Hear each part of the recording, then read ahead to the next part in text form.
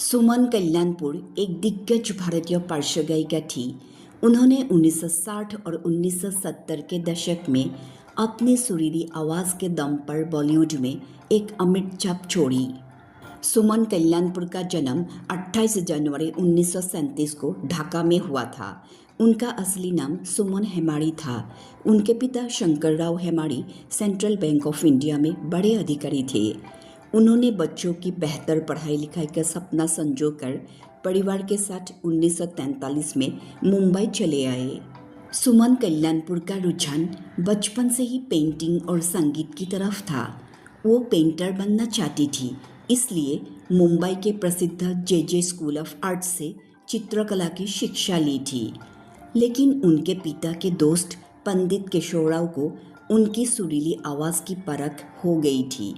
उन्होंने सुमन कल्याणपुर के पिता से सुमन को संगीत सिखाने की बात कही।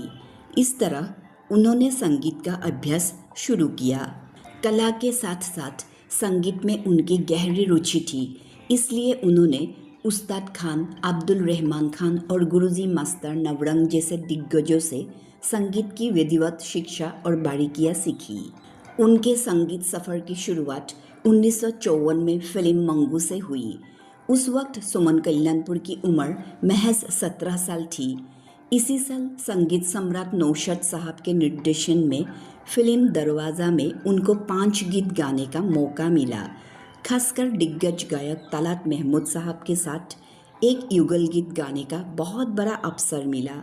दरअसल तलत महमूद ने एक संगीत समारोह में उन्हें गाते हुए सुना था और वे उनकी जादुई आवाज़ से इतने प्रभावित हुए कि उन्होंने फिल्म में उनके साथ गाने की सहमति दी, जिसके बाद सुमन कल्याणपुर ने इंडस्ट्री में मजबूती से अपने पैर जमाए। 1960 और 1970 के दशक के बीच के स्वर्णिम दौर में जब लता मंगेशकर का संगीत की दुनिया में दबदबा था, तब भी उन्होंने अपनी मखमली आवाज़ से एक अलग मुकाम बनाया। उनकी आवाज़ की मिठास और बनावट बहुत हद तक स्वर कोकिला लता मंगेशकर से मिलती जुलती थी कि कई बार श्रोताओं के लिए दोनों में अंतर करना मुश्किल हो जाता था। इस वजह से उन्हें कई बार लता जी के विकल्प के रूप में भी देखा गया। एक इंटरव्यू में सुमन कल्याणपुर ने बताया था कि ब्लॉकबस्टर देशभक्ति गीत ए मेरे वतन के लोगों सबसे पहले उन्हें गाने के लिए दिया गया था और उन्होंने इसकी रिहर्सल भी की थी।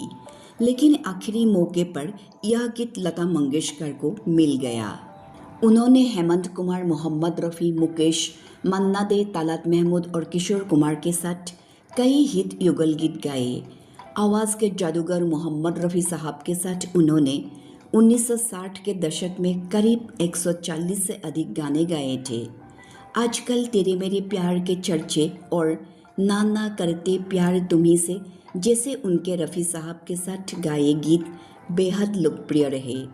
उनके गाए गानों में आजकल तेरे मेरे प्यार के चर्चे, ना ना करते प्यार तुम्ही से, तुमसे ओ हसीना कभी मोहब्बत ना मैंने करनी थी, बहना ने भाई की कलाई में, मेरा प्यार भी तू है ये बाहर भी तू है, तुमने पुकारा और हम चले आए, सबसे बेहतरीन और सदाबहार हिंदी गीतों में गिने जाते हैं। अपने करियर में उन्होंने हिंदी, मराठी, बंगाली, गुजराती, कन्नड़ा, असमिया सहित कई भाषाओं में 700 से अधिक फिल्मी और गैर फिल्मी गाने रिकॉर्ड किए। भारतीय संगीत में उनके महान योगदान के लिए उन्हें 2009 में महाराष्ट्र सरकार का लता मंगेशकर पुरस्कार और 2023 में भारत सरकार द्वारा पद्म भूषण से नवाजा गया। सुमन कल्याणपुर की शादी 27 अप्रैल 1958 को मुंबई के एक व्यवसायी रामानंद कल्याणपुर से हुई थी। शादी के बाद उनके पति हर रिकॉर्डिंग सेशन में उनका साथ देते थे। उनकी एक बेटी है जिनका नाम चारुल अग्नि है। भारतीय सिनेमा की स्वर्णिम दौर की एक बेहद मधुर और प्रतिष्ठित आवाज़ सुमन कल्याणपुर ने 89 वर्ष की आयु में 31 मई 2024 को मुंबई स्थित अपने आवास पर अंतिम सांस ली। संगीत प्रेमियों के लिए उनकी आवाज़ हमेशा याद रखी जाएगी।